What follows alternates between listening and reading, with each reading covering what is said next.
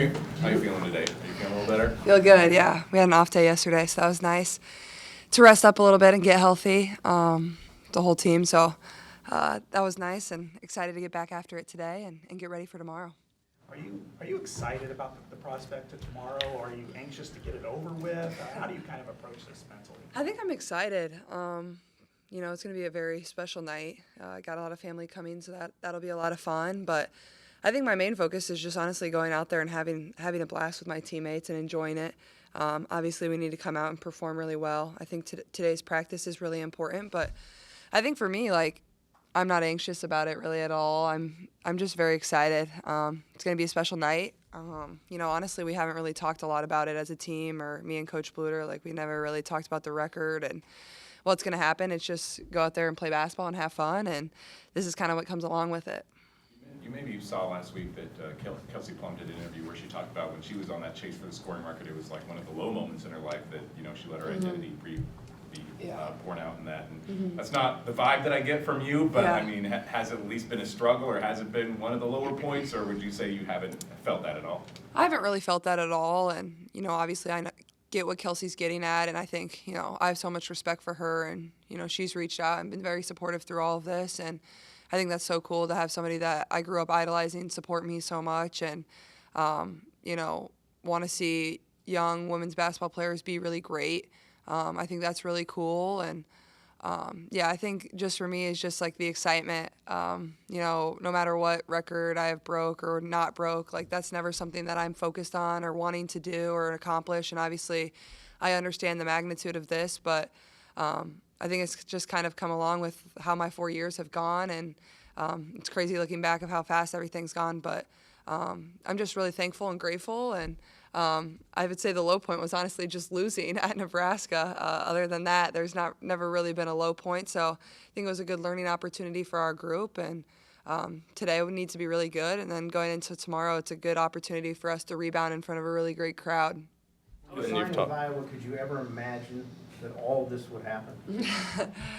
I'm somebody that has really big dreams, goals, and aspirations, but I think to put it on this level and this magnitude, that would be crazy for me to say. So I would say no, but obviously, I dreamed of doing really big things, playing in front of big crowds, going to the Final Four, maybe not quite on this level. I think that's really hard to dream, and obviously you can always exceed expectations, even your own, and I think that's been one of the coolest parts. What's it like being Caitlin Clark right now? I mean, you might be the most popular figure in the United States. What's that like?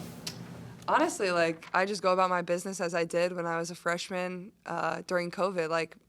Sure, my life's kind of changed somewhat, but I still live the exact same way. I still, act like a 22-year-old college kid.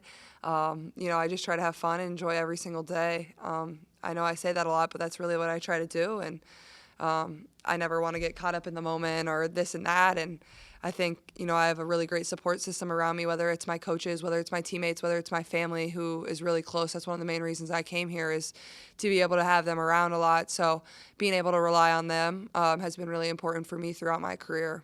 Are you able to unplug and just, you just throw your phone on the sofa or something? How are you able to just get away from all this? Yeah, I think it's nice. Obviously, basketball consumes a lot of my time, especially when we're in season. But, like I said, I'm still a college kid.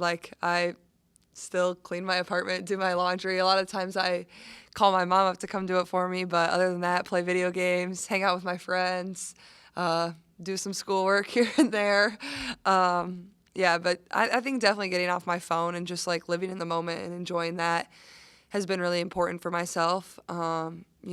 Just soaking in every single second. It's crazy. We only have 5 regular season basketball games left. So just trying to enjoy that, honestly. But, yeah, I think the best way to, debrief and get away from everything is getting off your phone, getting off social media, and just, enjoying what's around you and the people around you and the moments that are happening. Caitlin, you've talked about you're not focusing on the scoring record, game in and game out. But was there a point, maybe over the off season, that you realized that you were, on track to do this?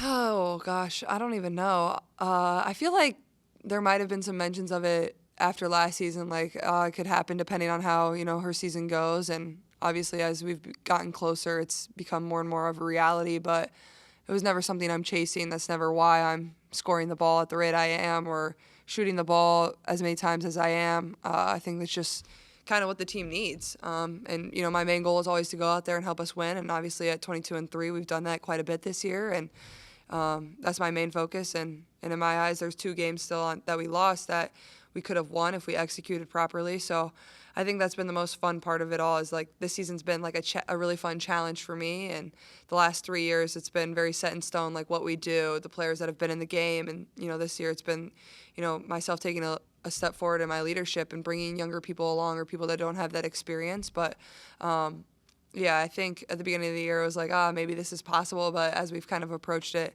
it was more so like when it's going to happen instead of if. And, you know, this isn't why you play basketball. I think it's just kind of come with how I've been able to perform over my 4 years. And I'm very fortunate. And obviously, Coach Bluder has really allowed me to be me. And that's something I'm really thankful for, too. You said that you got a lot of family coming. How hard was it to get tickets? I had to tell a lot of people no, unfortunately.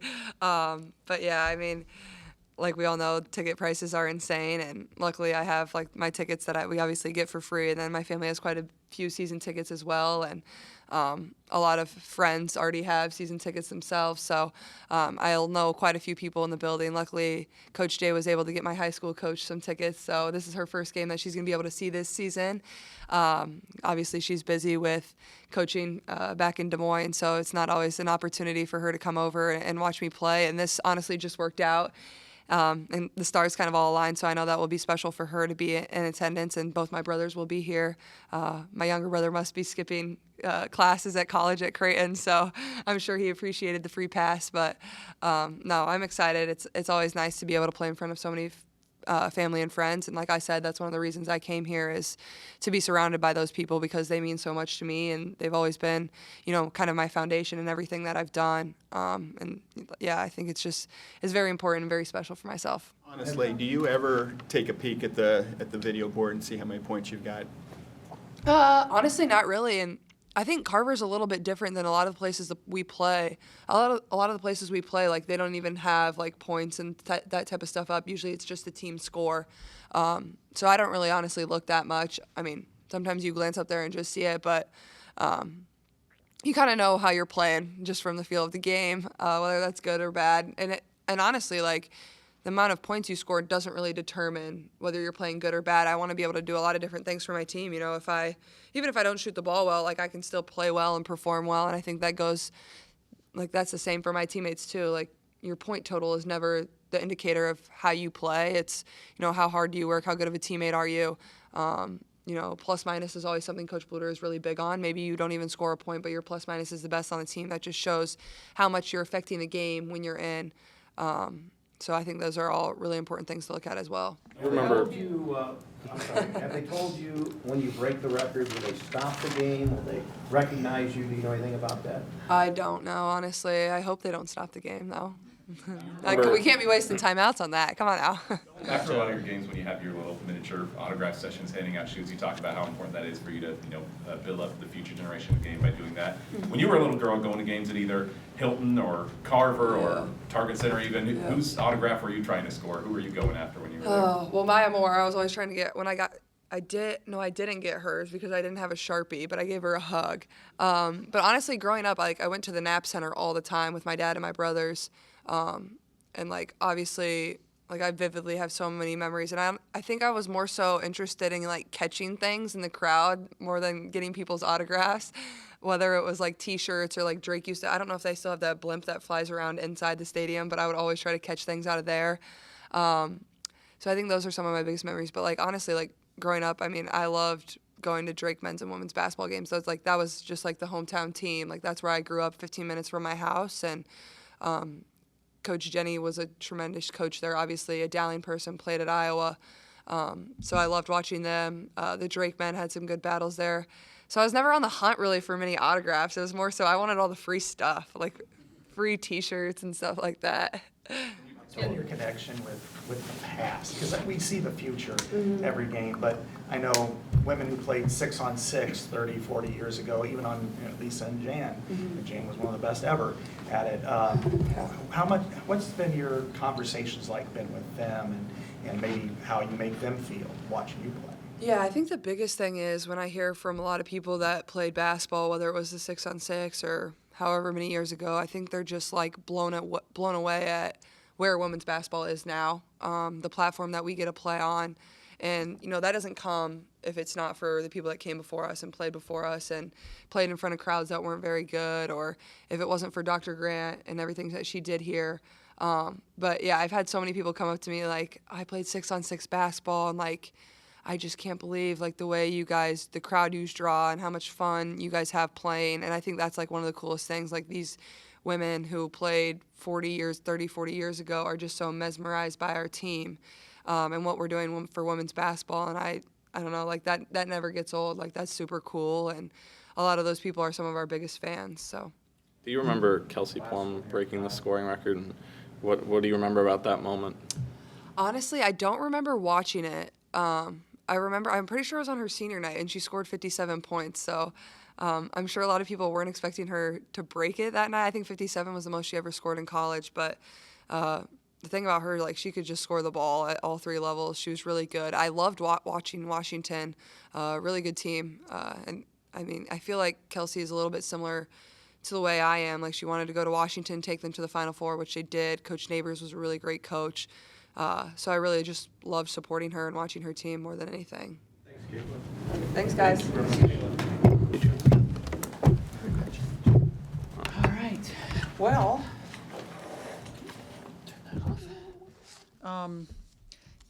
it's pretty exciting. It should be a historic day tomorrow. I guess 8 points is what we're looking at for this record. And obviously she's going to just blast it out of the water. And so it's going to be fun to see how many points she adds on to that. But, obviously Michigan coming in. Really good three-point shooting team as far as anybody can really hurt you. It's like one of those teams that's very balanced that, you know about Layla Felia. She's their leading scorer, tremendous player, all Big Tenner. But then Lauren Hansen is just a really good transfer they got from Missouri. Really good. That was a great get for them. She's a point guard, true point guard, three-point range. They also got another recruit transfer from Bowling Green, Alyssa Brett. Again, it's one of those games where anybody could go off on you, and you just don't know, who it is going to be, and so they're kind of harder to guard. They've had a really interesting season. I mean, they beat Ohio State, they beat Maryland at home. Yeah. 8 of their 9 losses are by double digits, though. Just kind of what stands out to them? I know you mentioned some things there. What stands out as some concerns for you that you guys have to face tomorrow, and what things do you feel like you guys can take advantage of? Well, I mean, again, the balance concerns me. Felia concerns me. She's really, really good. Hansen, I think, is a tremendous player. They're a good defensive team. They rebound well. I think those are the things that really concern me is those spot-up threes that they can, 4 people can really have the option of getting them. But I feel like our post game is good against them. I feel like we need to get out and run against them. Coach, when you signed Caitlin, did you have any idea that it would come to this or close to this? It'd be really easy for me to sit here and say, oh, yeah, I knew she was going to be this great of a player. But I think that's, you always have faith in your players that you recruit. You think they're going to do well. That's why you recruit them. But I don't think anybody could have ever predicted this type of success. At one point, did you realize that her level of fame and stardom was different? I mean, was it during the Final Four run last year? Was it this year where you're like, boy, this is different than even what we had with Megan a couple years ago? Yeah, I think it took off during the NCAA tournament last year, kind of wrapping up with the Indiana game here, going into the tournament, and then the NCAA tournament for sure. I think that's when her stardom really, really rose. You mentioned maybe for you as a coach and a team, is it difficult for her stardom to deal with that? I think it's something we have to always be concerned about. It's something we talk about because you're not going to hide it.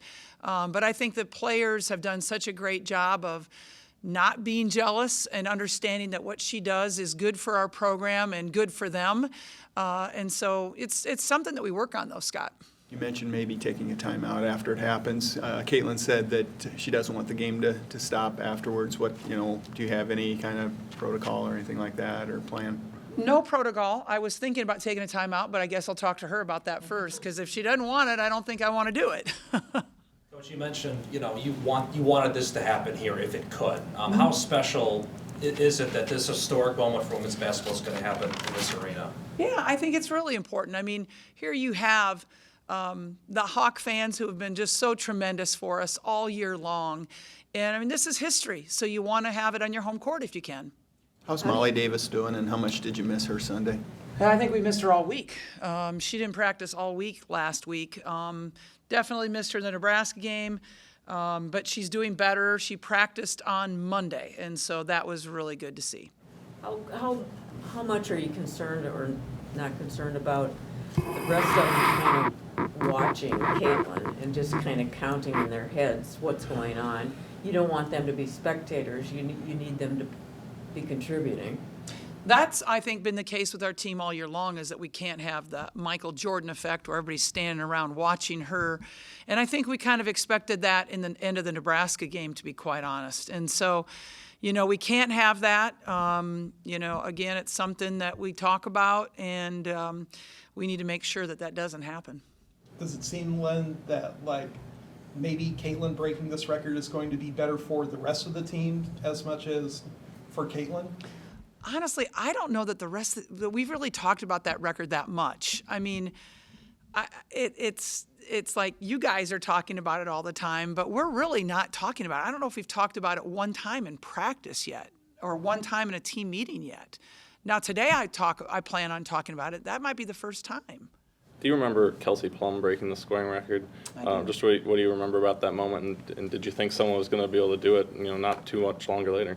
Yeah, I remember when she broke it. I didn't write down that moment or time or anything like that. I don't know any details about that moment. At the time you think that's a pretty darn good record and that it's going to be really hard to beat it. But I think Caitlin's setting a whole new standard that's going to make it really hard for other people to beat.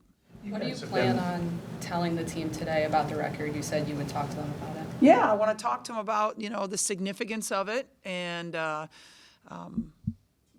we want to celebrate this. This is really exciting for our university, our basketball program, that one of our players is going to do this. So I want to make sure that we do talk about it today.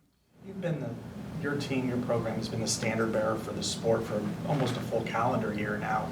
And going back to the game at Kinnick Stadium, sellouts everywhere you go.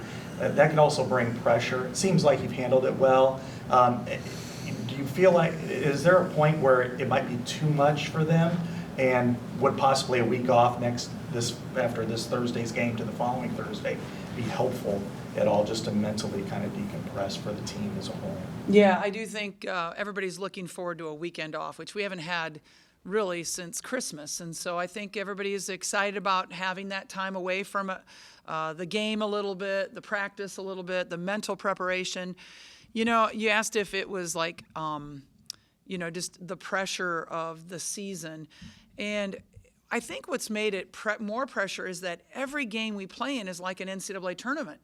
I mean, every atmosphere is like that, the competition that we're facing, because everybody gets up for us. I mean, you could see Nebraska, they thought they won the national championship when they beat us, right? It was that important to them. So we're facing everybody's best promotions, everybody's best shot every single night, and then you combine that with the atmospheres that we're facing, it does feel like an NCAA tournament, and that can be taxing on you physically, mentally, and emotionally. Is there a common denominator? The Ohio State game, you lost a 12-point lead. I think it was 14 against Nebraska. You lost a big lead against Maryland. We're able to bounce back there. Is there something that you see in each of those games, and how concerning is that right now? Well, it's concerning to us, definitely. The difference, the last two, the Maryland game and the Nebraska game, they shifted up, changed their defenses, and we didn't respond to that very well. Ohio State did not do that. That was just a point of them just, keep us were fouling and getting to the free throw line over and over and over again. But it wasn't a change of defense or anything like that. You mentioned is there any commonality in the comebacks that these teams have had? What gets them going? I feel like it's the foul line. I really do. But not so much the Nebraska game. The first two would be that, but not the Nebraska game. You mentioned the last two, Maryland and Nebraska, changed up defenses. When that happens in the game, do you guys have, offenses in place for that, all those defenses that you've seen? Is it just a matter of, not being ready for it? Just kind of curious to, what kind of happened in the Nebraska game. Do you guys have an offense in place to face that type of defense? We do, yeah. Going back to the illness a little bit, I mean, Molly's been sick, Caitlin's been sick a couple times this year. Is this something that you experience every season? Is this a norm, or has the illness hit this team a little bit harder this season? I feel like it's hit this team a little bit harder this season, and I think it's been our toughest one since the COVID year, really, as far as people being sick and being out, but maybe it's the pressure of the season. Who knows? Could be part of that too. Do you think your team's inability to adjust to that box and one had a lot to do with Molly's absence and just not having that second ball handler on the floor? I think there was probably part of it, yeah, is that we missed Molly on the floor during that time. Molly is a very composed individual, as you can tell, and so having her composure, I think, out there would have been really good for us. Do you expect Felia to cover? Yeah, we were trying to figure out who was going to cover, Caitlin, and there's a couple of choices, but she's one of them. Would you say Molly's also your second best shot creator?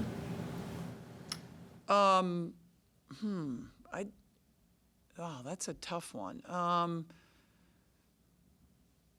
think Kate and Sid have possibilities too, but I'd put Molly right up there with those guys. I think those three definitely. Have there been any discussions about Big Ten protocol, post-game situations since Sunday? Like with the Big Ten office? Well, there's Big Ten protocol, but we didn't follow before the game, during the game, or after the game. So I'm not sure why we even have protocol if we're not going to follow it. But, that's the way it is. So I didn't know if you had any conversations with anybody there. I got a lot of I'm sorries. Thanks, Coach. Thanks, Coach. Thank you. Thanks.